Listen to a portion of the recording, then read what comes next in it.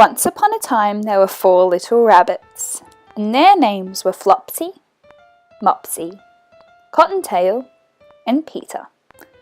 They lived with their mother in a sandbank underneath the root of a very big fir tree. "Now, my dears," said old Mrs. Rabbit one morning, "you may go into the fields or down the lane, but don't go into Mr. McGregor's garden. Your father had an accident there. He was put in a pie by Mrs. McGregor. Now run along and don't get into mischief. I am going out." Then old Mrs. Rabbit took a basket and her umbrella and went through the woods to the baker's. She bought a loaf of brown bread and 5 currant buns. Flopsy, Mopsy and Cottontail, who were good little bunnies, went down the lane to gather blackberries. But Peter, who was a very naughty rabbit, ran straight away to Mr. McGregor's garden and squeezed under the gate. First he ate some lettuces, then some radishes, and finally some carrots. And then, feeling rather sick, he went to look for some parsley. But around the corner at the end of the cucumber frame, whom should he meet but Mr. McGregor?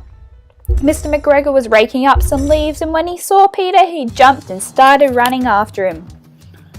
Peter ran and ran until he reached a tool shed. He went inside to try and find a hiding place. Once inside, Peter jumped into the watering can. It would have been a beautiful thing to hide in if it had not had so much water in it. Mr. McGregor was quite sure that Peter was somewhere in the tool shed, but couldn't find him anywhere. Once Mr. McGregor left, Peter jumped out and ran until he reached the fence, losing his shoe on the way. Peter crawled under the gate, but his jacket got caught. He decided to leave it behind. Peter started running as fast as he could go along a straight walk behind some blackcurrant bushes. He was safe at last in the wood outside the garden. Peter never stopped running or looking behind him till he got home to the big fir tree. He was so tired that he flopped into bed and shut his eyes.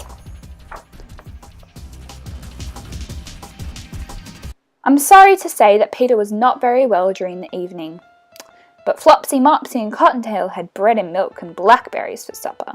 Mr. McGregor hung up the little jacket and the shoes as a scarecrow to frighten the blackbirds in his garden. And that's the tale of Peter Rabbit. The end.